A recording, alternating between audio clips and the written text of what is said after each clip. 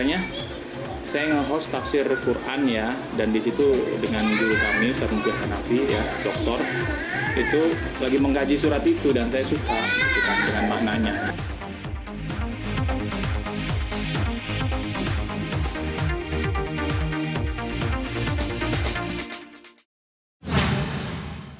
Ya, hari ini hari Minggu, hari Ahad, tanggal 31 Oktober 2021, jam 4 sore ya, kita mengadakan tasyakuran akikahan anak kami yang ketiga, Wasama'i wa mabanaha, yang artinya demi langit yang menakjubkan.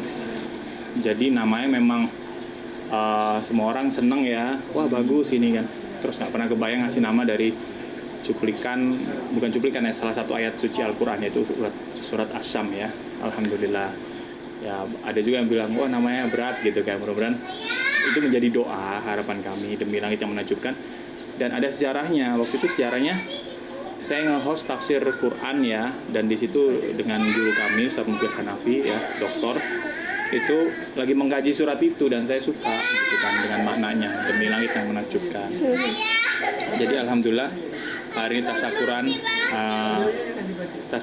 akikahan kami ketiga. Nah, kakaknya udah heboh biasa ya, maaf. Ada kadang cemburu, lalu cemburunya kalau saya gendong adiknya. Kalau ke ibunya enggak. Gitu, terutama yang kedua. Jadi kita melihat secara psikologi memang waktu anak pertama lahir, anak kedua terus kita punya anak pertama pasti rewel. Ini sekarang kan anak ketiga, yang rewel anak kedua. Kayaknya semua ngalami hal yang sama. Jadi ya mohon maaf. Dan istri saya recovery memang agak yang ketiga ini mohon doanya mudah-mudahan cepat recovery ya, dalam artian sini nak sini sama ayah ya, sini nak sini maunya sama ayah. Jadi kalau saya sayang adiknya itu dia ini. Jadi ini rasa kurang. Sini nak kamu mau gini, dia nggak akan berhenti, nggak apa-apa ya, maaf ya. Kayak lagi syuting anak kecil ini, mama Engkit nih, tahu rasanya nih. Ya saling gantian sama istri saya ya. Jadi istri saya pengen ngomong, Mas Odi jangan gendong Banaha dulu waktu ada si Baitan. Jadi harus saya sama dia doang. Kadang tengah malam nggak ada apa-apa ya, nggak ada masalah apa-apa, nggak pengen rewel, ajak main gitu. Ibu nggak boleh ikut, sama saya doang, ngajak keluar rumah, udah jam 10 malam padahal ya. Tuh, kayak gini, saya samperin juga dia nangis tetap, maunya apa nggak ini gitu. Tapi ya cemburu itu tantangan. Buat kami ya memang rumah tangga nggak ada sekolahnya ya, nggak ada pengalaman ya, istilahnya sambil belajar. Hal kayak gini nih. Beratnya berapa? Ini waktu lahir beratnya di 30 ya. Jadi 3,030, panjangnya 48. Saya terus terang di anak pertama, istri saya agak beban tuh. Harus gede, harus panjang. Saya itu lahir dengan panjang berapa kok? Panjang 60 cm, beratnya 4,6. Jadi gede ya. Saya jadi ada pengenan ini. Anak kita yang pertama lahir berapa, sayang? 31, anak yang kedua 35, lebih gede yang kedua. Tapi setelah saya punya pengalaman 2 anak ini, ternyata nggak perlu kita paksa istri kita untuk lahir harus besar. Orang dia udah keluar biasanya lebih cepat gedenya, gede di luar lah istilahnya. Ya itu alhamdulillah ya. Jadi saya nggak maksa istri saya untuk ini. Dan ini istilahnya benar-benar bahasa istrinya itu titipan Allah ya, hadiah dari Allah. Jadi saya itu sama istri tidak minta untuk dapat anak atau program anak. Kakaknya juga galak. Ya maaf ya. Gitu kan. Jadi ya gitulah ya, lupa-lupa. Nah, jadi ternyata qadarullah hamil istri saya gitu kan. Jadi waktu itu habis vaksin nggak ada niat untuk, istri saya mual-mual dan lain-lain, tes sehat, kirain tipes ternyata enggak. Terus paginya istri saya goreng telur buat anak yang pertama dengan telur ceplok, ternyata mual. Nah, bilang kamu hamil nih gitu. Saya beliin test pack, ternyata positif. Kita ke dokter, wah udah selamat ya, udah 6 minggu. Ya itu nggak sengaja, itu di bulan April misalnya, ternyata udah 6 minggu, sekitar Februari berarti hamil ya. Istri saya masih kaget, nggak kaget lah, nggak siap lah gitu kan. Tapi ya kita berusaha terima, ikhlas. Saya sih seneng istri saya kan, karena ambil ngantor ya, wanita karir gitu kan. Jadi wah kaget-kaget. Terus tapi saya melihat sama istri saya mengambil kesimpulan, anak ini kenapa ini temanya gold, emas, ini kayak memasuki zaman mudah-mudahan ya kejayaan atau keemasan rumah tangga kecil kita gitu kan. Karena banyak hal yang nggak terduga. Kerjaan kayak contoh ya, saya dapat kerjaan di belakang layar tuh banyak, sampai ibaratnya bahasa ibu mertua saya itu numpuk kerjaannya. Saya sebagai sutradara, nyutradain iklan pendek, film pendek, iklan TVC gitu kan. Hal yang nggak pernah saya bayangkan sebelumnya. Kayak nyutradara iklan tuh lucu deh, di tanggal 5 Oktober, lahirnya di tanggal 8. Selasa masih syuting saya tuh, seharian full di Cibubur, iklan TVC, sebuah produk ya. Di hari Jumatnya lahir. Seharusnya tanggal 25 Oktober HPL-nya ya, ternyata maju 2 minggu sebelumnya ya. Jujur deg-degan sama istri, sempat bersih tegang. Ya gimana ini mas, harus operasi. Terus di rumah sakit itu, di rumah sakit Bunda Menteng itu dibilang, Pak ini kan maju 2 minggu Pak, ada kemungkinan masuk NICU Pak, gitu kan. Saya udah dikasih tahu tuh price listnya, deg-degan juga saya. Maklum ya, sebagai suami kan mikirin biaya ya, tanggung jawab. Saya ngomong sama istri saya, wah ini dikasih sodorin NICU nih dari kasir nih gitu kan. Seharinya sekian lumayan juga besar ini. Terus tapi saya ngomong, aku sama kamu nggak ada keturunan keluarga yang lahir prematur terus masuk NICU. Bismillah aja, meskipun ini maju 2 minggu, insya Allah anak ini sehat normal. Saya ngomong ke anaknya, nak nanti kamu lahir langsung nangis ya. Ternyata nangis kakaknya. Ternyata langsung nangis nih Banaha. Di ruang operasi saya ikutkan. Untungnya tes PCR ya. Tes PCR itu negatif dua-duanya, jadi saya boleh masuk ke ruangan ya. Masuk ke ruangan, tes PCR negatif, masuk ke ruangan. Pas lahir, alhamdulillah anaknya langsung nangis ya. Pas langsung nangis, langsung ngomong ke dokter anak saya, dok, nggak perlu masuk NICU kan? oh iya ini udah nangis nih, alhamdulillah ya, menolong bapaknya lah. Nanti ini usianya berapa kayaknya? Iya sebenarnya gini, istri saya tuh waktu lahir karena nggak siap ya, tingkat keikhlasannya diuji. Jadi biasa ada drama-drama rumah tangga ya, yang udah rumah tangga pasti tahu lah ya. Cuman ya saya berusaha meredam semampu saya sampai lahiran. Dia sebenarnya ada masuk ruang operasi, semua perempuan pasti deg-degan ya. Ada trauma-trauma tersendiri. Jadi anak pertama kita tuh sama sekali tidak niat untuk operasi cesar. Saya sampai nego sama dokter. Tapi siang hari pecah ketuban tuh jam 2-an. Kita di rumah sakit jam 3, dokternya langsung telepon tuh saya. Pak, ini hasil dari observasi dokter di UGD, dokter kandungan di UGD, harus operasi 3 jam lagi. Saya ke rumah sakit nih, habis maghrib kita lakukan operasi. Saya tuh deg-degan. Dok, gak bisa kita coba normal, kita tunggu besok ya. Wah kita nggak berani Pak, kalau mau kita tanda tangan bahwa Bapak telah mendapatkan informasi, saran rumah sakit disuruh cesar, tapi kita minta ambil normal. Kalau ada apa-apa dari ibu anak-anaknya, kita nggak tanggung jawab. Di situ saya nggak berani. Saya berpikir tingkat tawakal kita ya sebagai umat manusia ya, medis itu kan wasilah ya. Ada hal-hal kayak gitu ya udahlah, kita sebagai umat yang berusaha saminawa atau na ya terhadap aturan dan lain-lain, ya ini merupakan nasihat, ya udah akhirnya saya setuju untuk operasi cesar. Kita masih berusaha normal tuh, alhamdulillah lahir selamat. Tapi nggak bisa di itu juga karena istri saya juga udah kesakitan waktu itu.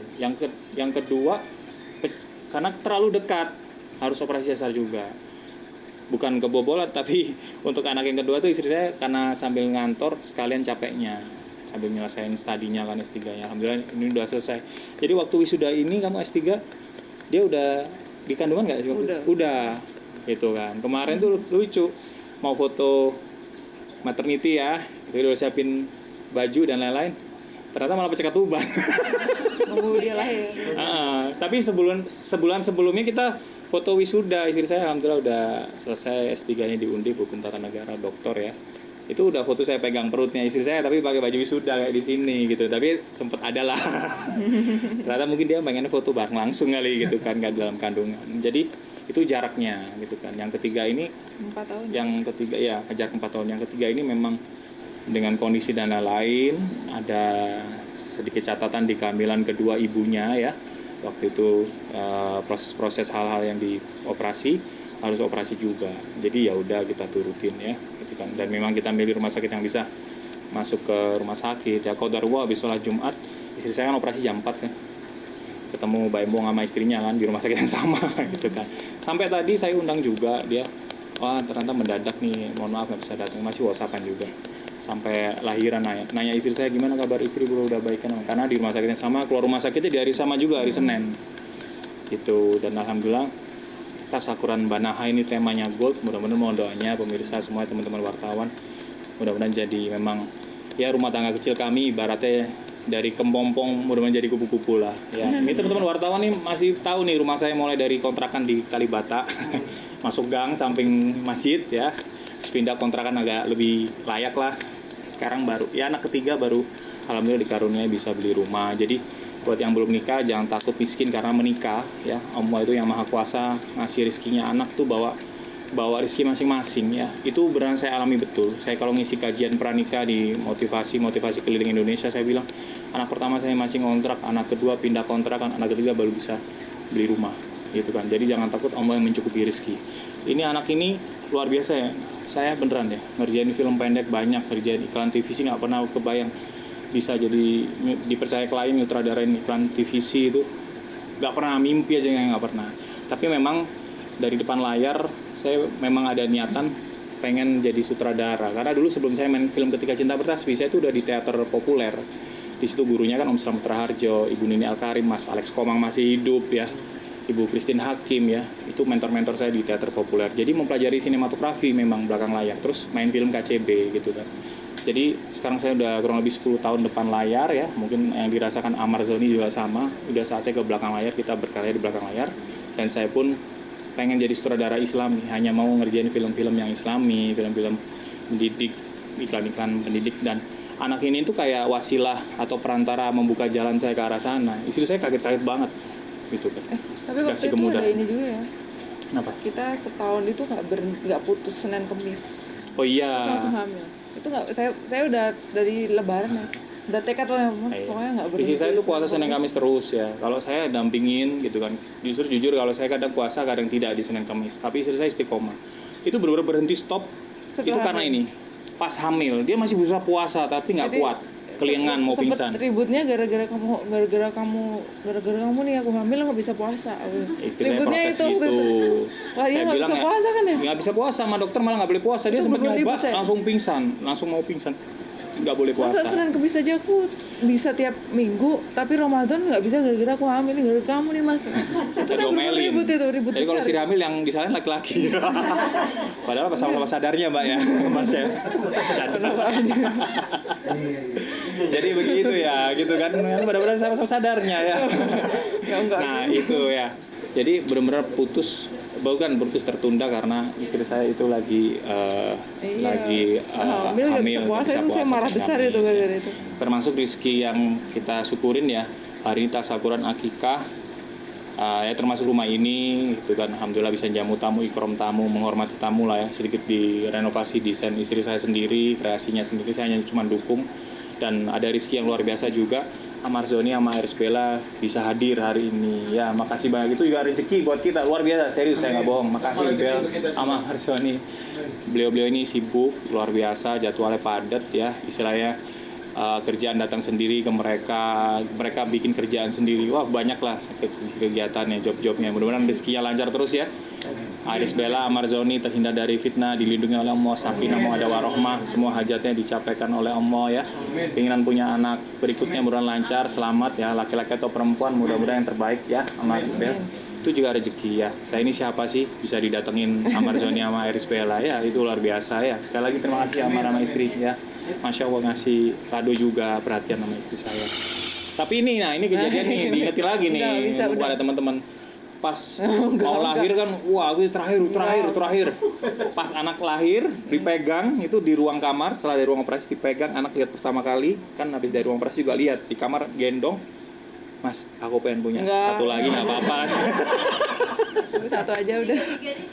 Tiga-tiganya cewek. Kalau orang-orang ngomong kan, wah cewek semua ini. Lah aku 3 laki-laki saudara cowok semua. Anak pertama yang pengen cewek, anak kedua memang cewek, ketiga aku apa adanya terserah. Ternyata alhamdulillah kasih perempuan lagi. Kalau saya seneng banget gitu kan, karena saya 3 bersaudara, backgroundnya laki-laki semua. Saya anak paling kecil, dulu pengen punya adik perempuan, ternyata saya anak terakhir gitu kan. Abang saya ya kakak dua-duanya laki-laki, jadi memang pengen punya anak perempuan. Ya doa harapan buat anak kami gitu kan. Saya ada beberapa kejadian akhir-akhir ini, Allahu alam ya, 1 bulan sebelum lahiran mendadak suka ikan. Ya ada beberapa ikan arwana, ikan pari, ikan apa di atas di akuarium. Terus mendadak suka burung kicau, murai, terus apalagi tuh kacer, cicak hijau, jalak bali, apa aja sayang. Istri saya sampai kaget gitu kan. Kalau dulu emang saya suka punya kucing Angora, kucing Persia. Yang suka banget sama hewan itu kakak saya yang pertama, tapi saya baru-baru aja nih mendadak. Saya nggak ngerti kenapa gitu kan, dan di situ saya ngambil hikmah. Oh, hewan kayak burung itu ada pagi dikasih jangkir gitu. Jadi saya ngambil hikmahnya apa? Kita sayang ke makhluk Allah. Tanaman juga suka, karena lebih sering di rumah kali ya, cari kesibukan di rumah, ngasih tanaman apa. Itu juga karena kayak berzikir kepada Allah ya, tanaman maupun hewan. Kalau kita ngasih makan kayak sedekah, kata Ustaz kita kata gitu. Nah, saya doa saya gitu kan, hewan aja atau tanamannya dikasih makanan rutin biar berkembang, apalagi anak. Jadi dari situ saya ngomong istri, ini Bismillah ya, mohon doanya saya jadiin penghafal Quran ya, tahfiz ya. Dan saya udah belajar kekurangan kami dari pola asuh anak pertama kedua, pasti namanya nggak pernah punya anak ya, belajar kekurangannya pasti ada ya, semua orang didik anaknya. Saya minimalisir, dan dari sekarang saya berusaha tiap hari saya ngajiin sendiri ya, pagi, siang, sore, mulai habis sholat saya bacain Al-Fatihah, sholawat dan lain-lain ya. Jadi mohon doanya, mudah-mudahan memang menjadi penyelamat kita semuanya, teman-teman wartawan ini juga semoga menjadi wasilah ya, pahala buat doain anak kami. Terima kasih banyak ya.